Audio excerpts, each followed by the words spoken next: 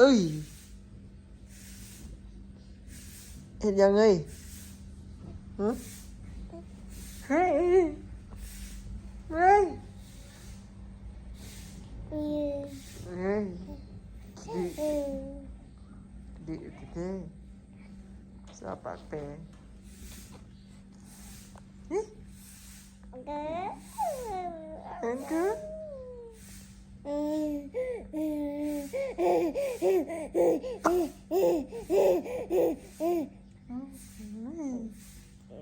อารมณ์ดีคือบนอนฮะเจ้าคือบนอนไม่อยากนอนบ่ไม่อยากนอนเว้นบ่ฮะ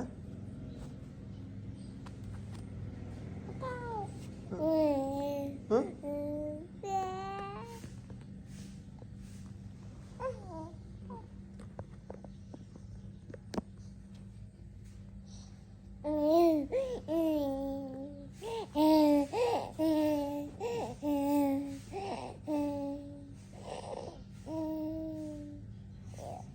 ไปจับใส่แอลส่งพออย่างเงี้ยฮะเอาสวัสดีค่ะเร็วสบายดีสบายดีเด้อ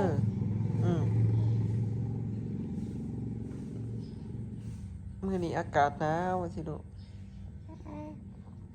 มื้อนี้อากาศหนาวเอาว่ามึงดูบาบาเบียบา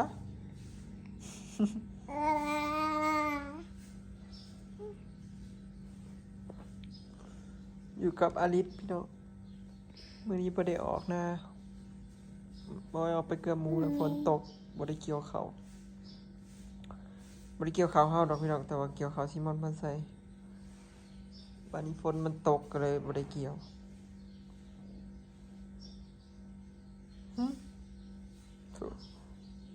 พอนให้นะแต่นิ่งแหนะนิ่งแหนะนิ่งแนวแหนะนิ่งแหนะนิ่งแหนะนิ่งแนวพอนเร็ว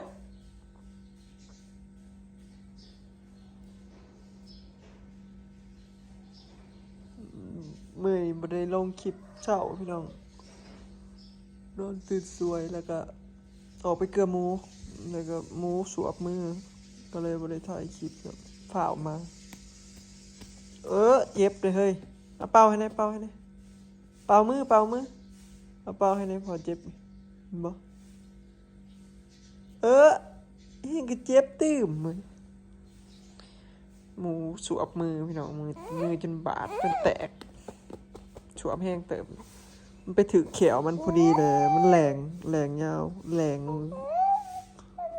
งยาวเติมเลือดแตกออกก็เลยเจ็บมือก็เลยไปถ่ายคลิปใส่พี่น้องพามาล้างแผลดึงส่งขาดกันเว้ยพาดดูนิดพอดดูลูกพอดได้เต้นหรือยืนเอาแล้วเอาแล้วยืนเนี่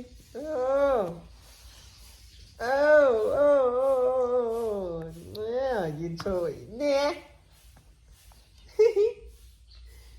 ยืนได้มาพอ3 วิ 4 วิ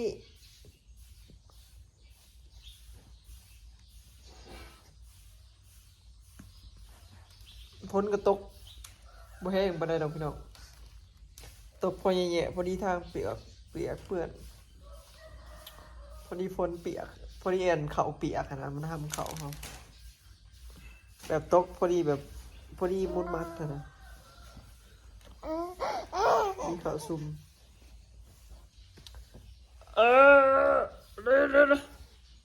เฮ้ยเฮ็ดยังนั่น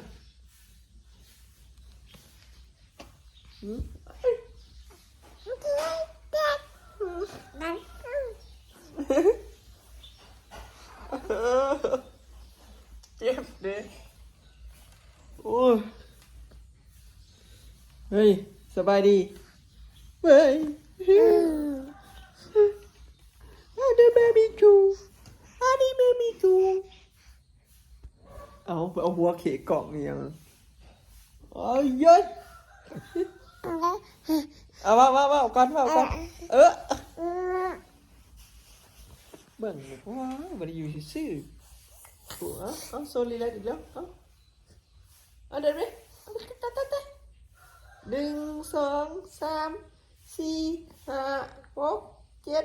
8 9 10 11 12 13 14 15 16นี่ได้16วิน่ากันอย่างได้16วิลิตรเอามาอีกเอาอีก1 2 3 4 5 6 7 8 9 10 11 12 13 14 15 16ได้แต่16บ่ได้แต่16อีก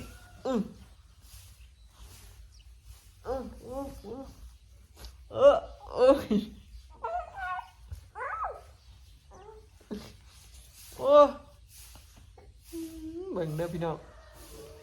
นี่แหละอยู่น้ำกันนะอยู่น้ำกันกับประมาณนี้แหละ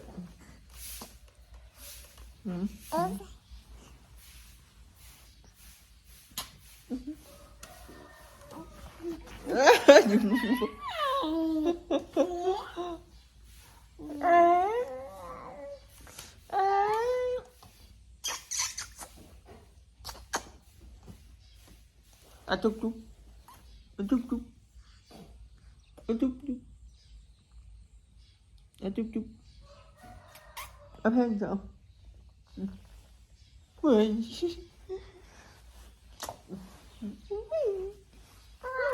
กดไปอยู่กับลูกพี่น้องมือนี้อยู่กันบ่ก็สิได้อยู่เพื่อนพี่น้องหลังจากสิบดีคอยได้อยู่เพื่อนเนาะตั้งแต่เกี่ยวข่าวมาบอยบ่ได้อยู่เพื่อนจักมื้อเลยออกเกี่ยวข่าวกูมื้อพี่น้องมื้อหน้าก็ไปมัดเขาคนเขา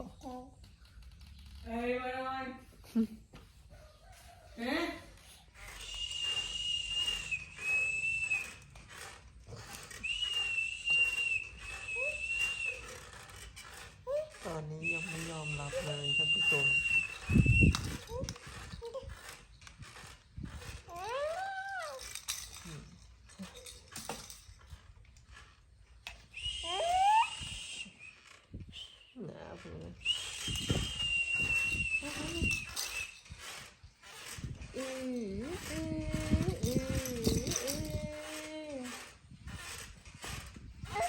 นอนก็หลับตาไงสิก่อน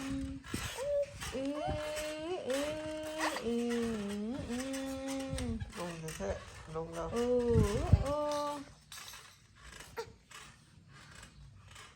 ลงเองได้ปะคืออีสายขังลงได้มาถ่าลงปุ๊ลง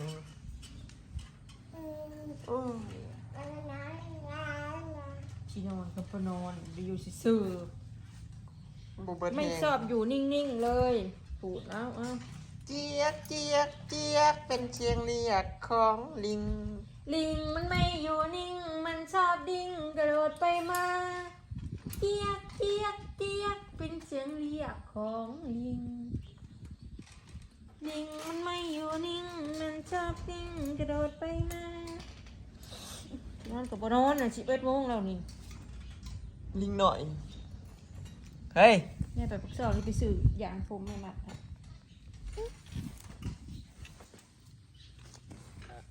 มึงอะนี่แก้ม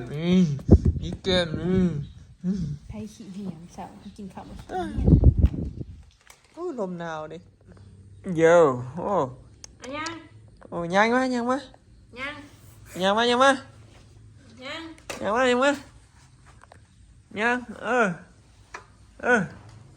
โอ้ยตาเขามีคนทรงโตน้อยหนึ่งก็เป็นป่ายได้แต่เนี่ยลุกลุกไหมยังไงลุกมาจานให้น้อยเดียวลุกไหมลุกยังลุกยัง ลุก เออ อันยังมาบัดนี้ ยัง ยังตาให้ปลามือจ้ะ เออ ยังได้อยู่ เออ จะก้าวใหญ่แล้วกว่าผมวายดีคนไหนจะย่างโยงดูได้จะโค้งง่ายๆบ่ได้ ขี้ย่างอยู่บักแห้งเลยเผาอีกมาห้าโมง เอาลูก ลูกอีกเอ้า เอาลูกมาพี่ปินมาหาแม่พี่มาอลิสมาหาแม่พี่ปินมาพี่มาย่างมาพี่มา เอาย่างไปหาแม่ไป มาพี่มา ไปเดี๋ยว อย่าเผาย่างมือดีอย่าเผาเบิ้งเมชิจัดทางหลังย่าง สิย่างมายังพี่น่ะไปยังเจ้าต้องได้ถอยไปนำเลยเอาย่างไป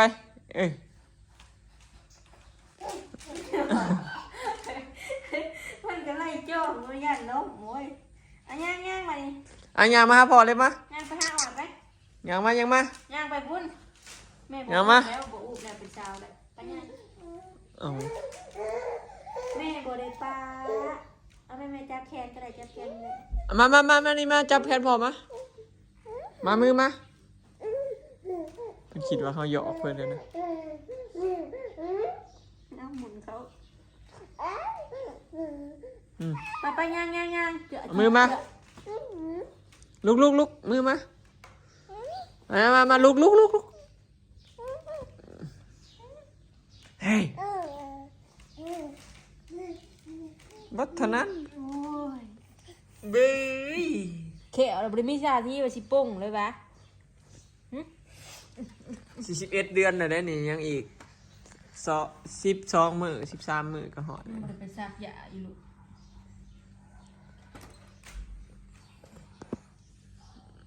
บ่สิฮอด11 เดือนนะพี่น้องอยู่บ่กี่มื้อเนาะพอดีแล้วนะเฮ้ยลิจ้าโอ้ยางมามาให้ร้อยยางมาเด้ ย่างบ่ ยางมาแล้วเมื่อกี้นี่คอยถอยแล้วเพิ่นยางน้ำกดเอายางไป แม่มา เอาไปยาง เยี่ยม ยางไปหาแม่แล้ว ย่างแม่มาย างผมไป มันจะคงยืนนั่น ยืนหันข้างนี่ โอ้ยบ่ได้เห็นไหมไป เนี่ย เอาเองก็ได้ไป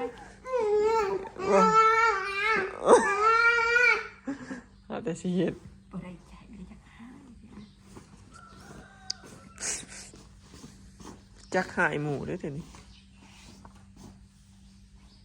จับแกงนั่นแกงนี่ยิบนั่นยิบนี่เป็นเบิดกินยังกัน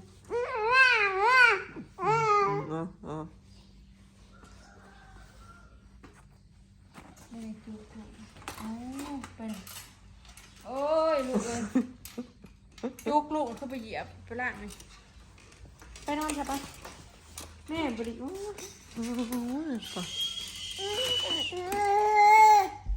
เด้อเอาให้เขาไป เป็นยำแยงนอนเด้อให้ง่ายคอลงเถอะเด้อ เป็นวัดบ้านแม่ดังหนังเห็นไหมมาลูก ลงมา ท่านเอาออกไปตากอันเดินกลางคืนน่ะไปถึงบ้านแล้วน้ำหมอกตกเมื่อคืนเลอะให้เดินนะใส่หมวกกระดึงออกแม่เลยผมไม่ได้พาไปใส่ จุกถอดทั้งตีน ถอดมาเห็นมาเรียกถอดมาอย่าง ถอดออกไปจากแหนตีนเจ้าของบ่ บริเห็นตีนก็เห็นห้องตีนไปเจ็บท้องเจ็บใส่ไปอยู่ใส่หัว อ๋อ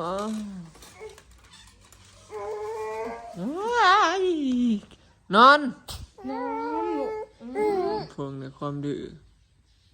ไอ้สิเอาอยู่ขนาดนี้เฮ้ยปล่อยไว้กับลิงขนาดนี้ พ่อ เนาะ ไว้ในคอกมันจะพาไป อย่างเมาจุกมาเอาเขียด ลอย ลูกเจ้าเขียดพอเอาจุกให้มานี่มาเร็วเอานี่มาเร็วมาเอาอย่างเมาเร็ว โอ้ย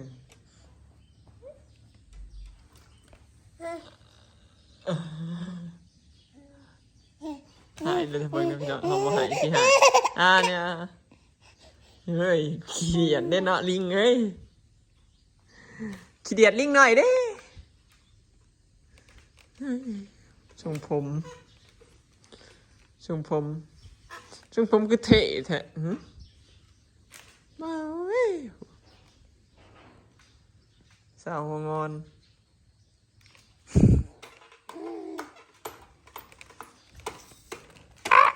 โอ้ยเอาเด้อลูกไปเด้อส่งลุดตูดเมื่อยน้ำเด้โอ้ส่งลุดตูดเมืองนี้ความสนนะเห็ดเบิดอย่างยางปลามือที่ละยางกันเลย